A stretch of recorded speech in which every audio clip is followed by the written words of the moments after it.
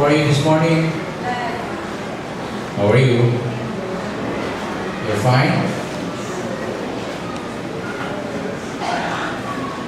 Let us open our Bibles to the book of Matthew, chapter 20.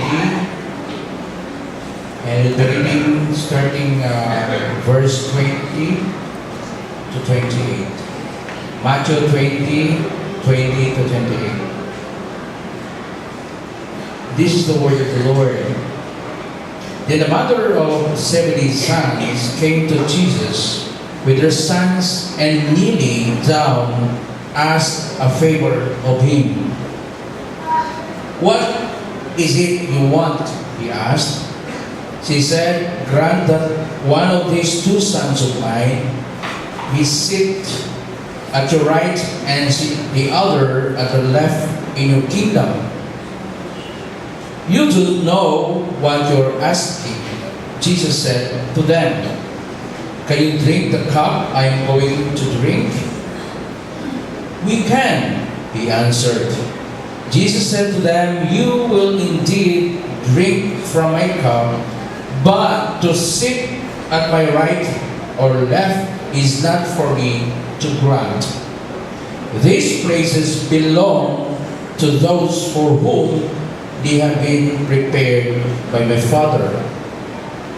When the 10 heard about this, they were indignant with the two brothers. Jesus called them together and said, "You know that rulers of the Gentiles lord it over them, and their high officials exercise authority over them. Not so with you. Instead, whoever wants to become great among you must be your servant, and whoever wants to be the first must be your slave. Just as the Son of Man did not come to be served, but to serve, and to give his life as a ransom for many." Brothers and sisters in the Lord, there is a fact or a truth today, as of today, these days, that there is seemingly a crisis of leadership. Not only the crisis of leadership happening in our country, or any country for that matter in the world, wherever we all are, but also there is a crisis of leadership of the church today. What is leadership? I was so amazed that when our two students went to the easy writing for the competition of Las Piñas Private School Associations, their topic was, what are the 3 C's of leadership? Now imagine, grade 5 students will be asked that kind of question. Of course, we all know that the 3 C's, as far as the world is concerned, should be commitment, character, and competence. But in a more stricter world, they say the first should be competence, the next is commitment, and then the third will be the character. So, to them, it is not in equal footing. As long as you're competent, you can keep the business or the company running. As long as that you will not drop the company or drop the business into immorality, we are not concerned about your private life. As long as we continue to earn money and have profit, may go on. But as far as God is concerned, the number one should be, there must be a calling. That God has called you to take a lead. It might be one person with 2 persons, meaning you are mentoring that person, you are leading as well that person. So in effect, the wider scale would be wherever you are, whether you are in the family or in the church, you are actually exercising leadership. And God is telling us this morning that leadership should be in a Christ-like or a servanthood attitude. One author was asked, his name is Ken Hughes, I have a book here, and I read it. It's very inspiring in the sense that it is a book that will open our mind on the worldview of people as far as leadership is concerned. And matagal na pala nangyayari na hindi tama at naayon sa salita ng Panginoon ang pananaw ng mga karamihan hinggil sa pamumuno. Mas marami sa mga Kristiyano na na-influensyahan ng pamumuno ayon sa mga nakikita at narinig at naranasan natin sa ating bansa. In a way, what the practices of other Christians outside the church are being brought into the church. That's why the church sometimes are facing tremendous problems. Why? Because the mindset is different. Paul said, I beseech you, brothers, in view of God's mercy, to offer your bodies as living sacrifice. And in verse 6 says, do not conform any longer to the pattern of this world, but by renewing of your mind, you might be able to serve the Lord in accordance to what the Lord, the word of God, of mind of God. And you will be able to test and improve, prove, and even experience the will of the Lord that is holy. Now, mostly, the men are tinitingala na maging mamumuno.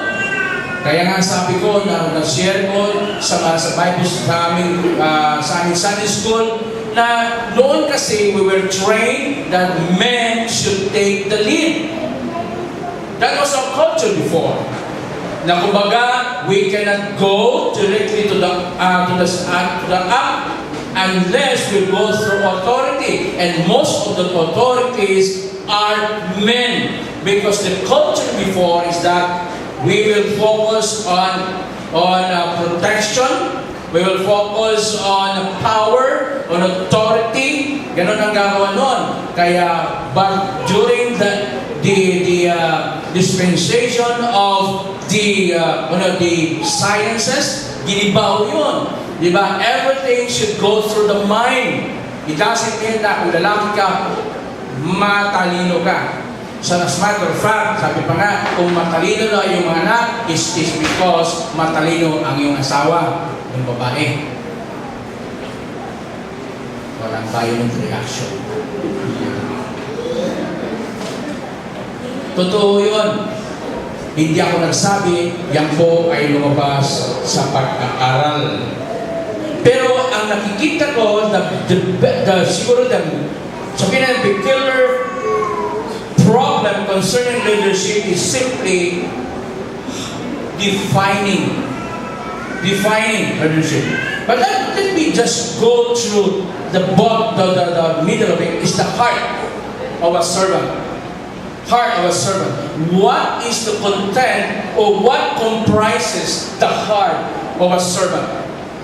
What comprises the heart of the one who serves the Lord? Whether you like it or not, we are commanded and called to serve the Lord. One of the things that I would like to focus on is that in our story, it says, meron sa problema, the motive. Anong motibo ng kanyang ina? Nawa, sabi niya, Panginoon, nawa, isa sa aking mga anak ay uupo sa iyong kanan at yung isa naman ay nasa kaliwa. Kung sa bagay, nasa mga earlier chapters, the Lord said, you will be the future leaders of my kingdom. When that concept entered into their mind, sabi niya, pagkakataon ko na ito na aagaw, pagkakataon ko na ito na maupo sa tabi ng Panginoon. Because they were thinking of a political kingdom. The mind of Christ was not dead yet in their mind. hindi pa po nag-subside, hindi pa po nag-settle ang sun. That's why mali ang kailang konsepto. But what is the important of a motive? Marion Mill is a person was born in a royal palace of Hungary. Her first spoon, unang kutsara niya mga kapatid, was solid gold. Sino ba sa inyo dito may kutsara na solid gold? Mahirap pagpinto ang iyong kutsara at alamang, bagoong ng alamang ang iyong kinukutsara. But in the case of Marion Mill, she has that first one as a solid gold spoon. She was sent to the best schools, and in her college days, she was sent to the best school in Vienna, Austria. Then she met a medical student, and then after they fell in love. Maganda ang romansa nila. Romansa? Pangit ba yun? Romansa sa English eh. Ang kanilang pagsasama, and then eventually naging teleserye na ang buhay nila. And these two migrated to the United States of America because Marion Mill wanted to pursue her dream to become a popular actress in the Hollywood. On the other side naman, itong si Otto, the guy is Otto, sabi niya, I wanted to be a director of a movie. So ang kanyang asawa, ang lalaki, ay naging tanyag na director, ang kanyang asawa, naging tanyag na actress. Alam niyo naman sa showbiz, kaya nga ako'y umalis. Mahirap po tanggihan ang mga tukso, sabi nila daw, dalawa na daw, ang mga gwapo na is either maging aktor o maging pastor. Agree o disagree? So, hindi na nakayanan ang tukso. So, si Marion po ay na-involve siya ng maraming illicit affairs. Sa makatuwid na unti-unti nasisira ang kanyang pangalan, nasisira ang kanyang pagkatao, at nasisira ang kanyang pamilya. Nagkahiwalay ang dalawa. And na talagang si Marion ay talagang na-depressed. As a matter of fact, she attempted 3 times to kill herself. 3 times. Kaya nasabi ko, mahirap talaga. Kaya ingatan, kung kayo man ay may balak pumasok sa showbiz, pero dapat huwag kayong huminto pagka-showbiz, hinto kayo kung maging politiko na kayo. Gamitin yung showbiz para kayo manalo. So nangyari, depressed ko siya. Parang si Justin Bieber ngayon. Saka sino nga kamukha ni Justin Bieber ngayon? Alam niyo, Miley Cyrus. Magkamukha na siya sa Facebook. Yung mugshot niya, nasisira na. Sayang yung bata niya. Lumaki yan sa Sunday school. When he was in Canada. Pero got into trouble. The same with Mario. Pero the last time he attempted, nandun sa Vienna. But when he was in Vienna, she met again another doctor. This time his name is Albert. Nagka-okay ng kanilang pagsasama, hindi naman sinabi na sila nag-asawa. Pero ang sabi nun ni Mario, can you bring me to Africa? Si Albert is a doctor serving the poverty-stricken nation in Africa. Taking care of the mga malnourished na mga bata, malnourished na mga tao. Ang so nangyari sa kanila is that, sabi ni Albert, sige, isama kita. Alam niyo ba, marami ang tumaas ang kilay. Dahil alam nila at kilala nila si Marion. But anyway, sabi niya, okay, talin po. Nung pumunta si Marion sa Africa, ang nangyari ay natuto siyang magpalit, magbunas na mga marumi, mabaho na mga Africans. And then doon nakita niya na, naku, maganda pala ito. Naalala niya tuloy ang kanyang binibiti na gusto niyang pumunta sa Hollywood because sabi niya, I wanted to find everything in America. But doon nakikita niya napakagandang nangyayari sa buhay niya. And Marion wrote an autobiography that she entitled, All I Want Is Everything. And when she died, Time Magazine quoted these words from that book. Ito po ang sinabi ni Marion. Ang sinabi doon sa book, Albert Schweitzer, ito yung kanya naging kasama, says that there are two kinds of people. There are the helpers and non-helpers. I thank God that He allowed me, Marion said, to become a helper, and in helping, I found everything. In helping, I found everything. Are you looking for everything? Start helping. When? Now. Helping. Not only that you'll go out and help people, but you might be helping other people inside your house. Start helping. There are two kinds of people, I said, helpers and non-helpers. You know, God designed us to serve. Yet like the disciples, we have difficulty or have difficult time getting the message. We want to be the first. We want to be served and not to serve. Nakakainsulto ka siguro kung ako doon, sabihin ng Panginoon, kung gusto mo mauna, dapat maging alipin ka. Ang hirap nun. Ang hirap po i-digest, ang hirap po i-process nun.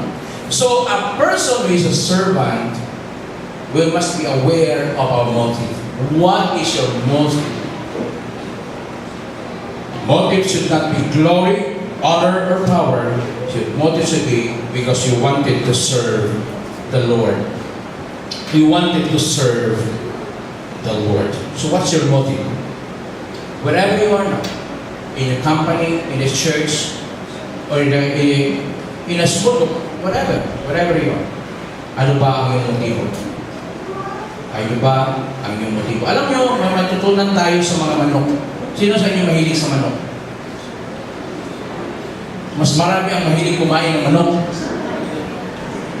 Ang manok kasi, ma-observe mo yan, kahit, ay ba yung mahilig sa chicks? Chicken na to, chicks. Magdala ka ng 10 manok nang galing sa iba't ibang lugar. Ilagay mo sila sa kulungan. Unti-unti magpakilala ang bawat isa nila. Unti-unti, akala away yan. Meron ka naman pagtanggilas. Until, bigyan mo na isang linggo yan, makikita mo na kung sinong leader sa manok. Dito yung sinatawag na picking. Dito nang gagaling yung salita na picking. Ganon din tayo minsan, di ba? Papaunahan. Alam nyo, gawin ko na yung session, mga pastor. Pag mag-gather ng pastor, ang pinag-usapan, ilan ang membro mo? Ilan ang income ng simbahan? Maganda bang ground seat nyo? Ganon, pag-usapan naman mga pastor. Dito. Pero sabihin na hindi, gano'n magandang motor mo? Ganon. Sabihin na ang motor eh. Pagpunta ka doon, ako, paganda ng motor. Ayaw ko nun. Gusto ko ng kotse. Nangarap lang eh, alanganin pa. So, gano'n na nangyari sa atin. Tulakan, talagang kailangan lumabas po tayo, mga kapatid. So, Jesus Christ said, no. This should not be the case. Another one that I'd like to say is that we should have a model. And our model is the Lord Jesus Christ. Jesus said, do not just be mind your own business. Minding your business, but also the business of other people. This is not telling us na makikisuso tayo, makikipalitan tayo, makichismis tayo. Ibig sabihin, titingnan mo rin kung ano ang pangailangan ng iyong kapwa. Yun ang gusto ng ating Panginoon. Who is our model? It is the Lord Jesus Christ. Pero gipit ako sa oras. Thirdly, next I would like to share to you is this. In leadership, wherever you are, whether outside the church or inside the church, you can expect misery. You can expect misery. There will be suffering for that. There are 2 volunteer nurses. Volunteer guys who minister in prison. So nandun sila sa kulungan, nag-ministry ko sila, kumakanta sila, nagpapakain sila, nag-counsel sila, nag-babosali sila. One day, ang nangyari, meron silang napapansin na tao na tahimik doon sa gilid. So hindi na niya pinansin, baka may problema ng tao, may inisip ng tao. But to their surprise, this person approached the two men and said, pwede ba kita makausap o kayo makausap? So, ang isang guy sabi, pwede nang kausap. Di ba, yung gusto natin, makausap yung mga nakulong. Nung kinausap, ang talong na nakakulong o yung prisoner, sabi niya, sino ba yung Jesus na sinasabi mo? Bakit kayo ay maligaya o masaya? So, he started to share the gospel.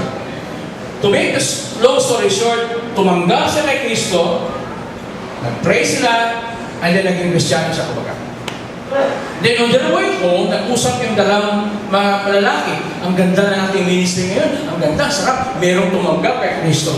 Ang problema, next week, lalabas yung tao na yun. Dapat natin tulungan.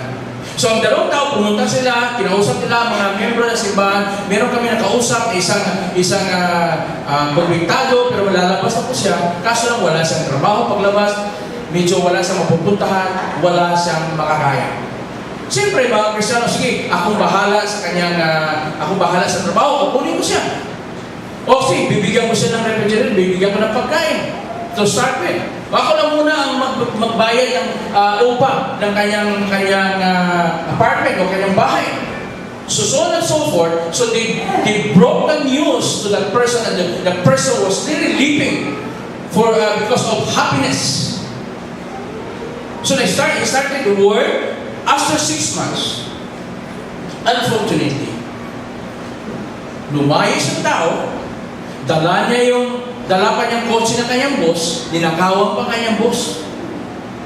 Ito na ngayon, yung tanda, nahiya yung dalawa. Sabi niya, sabi ko na nga ba hindi tayo dapat magtitiwala. Tingnan na ginawa, pinahiya tayo sa mga membro.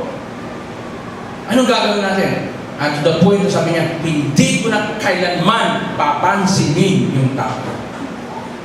Yan ba turo ng Panginoon? Ang turo ng Panginoon, we will serve anybody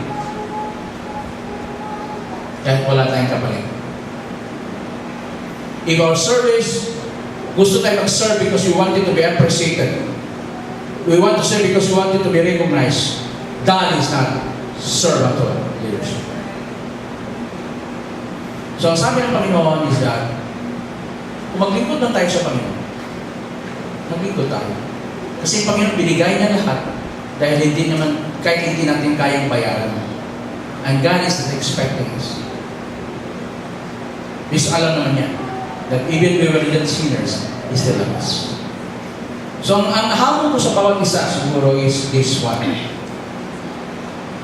Na sa ating panunungkulan, sa gobyerno man, o sa simbahan, o sa naman na kapasidad na ikaw naging pamulo o namumuno. Meron mga tao na ganyan. If you want to serve the Lord, keep on helping, keep on extending and ministering, not expecting returns. Because after all, iba ka lang motibo mo. Gusto ka maitaas, makilala bilang isang tao na magandang na leader. Hindi ka ron. Iba tayo, mga kapatid. Bigay lahat. Kaya ang may nagtanong sa akin, Pastor, hanggang kailan ba tayo dapat tumulong? Anong sagot natin? Anong sagot? Anybody? Pwede kayo magsalita.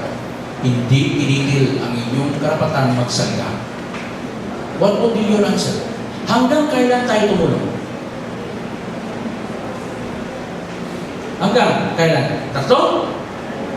5? Liwanagin ko. Ang modelo natin si Kristo. Tutulong tayo hanggat tinutulungan pa tayo ng Panginoon. Ang basihan natin kung kailan tayo hihinto, kung hihinto din ang Panginoon sa pagtulong sa atin. Bakit? si Kristo ang modelo natin.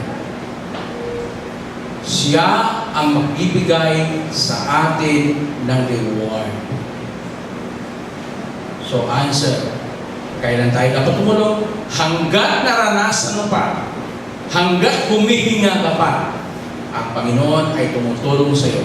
Ganon din tayo sa ibang tao. Kaya sabi ng Panginoon, do not be concerned of yourself alone, but also be concerned with other people. Because even the Son of Man came to serve, not to be served. Even to the point of giving his own life. What does 1 John 3:16 says? Ano nga? For God so loved the world. 1 John 3:16. Ano? 1 John 3:16 that Jesus Christ died for all, that we might as well die for our friends. Kita niya? We must be willing even to offer ourselves to God and to other people. Let us all stand. One of the things that that would make it difficult for us to be servant of God is because we have not surrendered everything to God. We have not surrendered that mindset that says, dapat ako mamumuna lagi. Dapat, kung tulungan mo ako, tulungan kita, tulungan mo rin ako. Alam niyo ba kapatid, pag tumulong tayo sa tao, ang Diyos ang tutulong sa atin. Let me cite one verse in Proverbs 19. It says, he who lends to the poor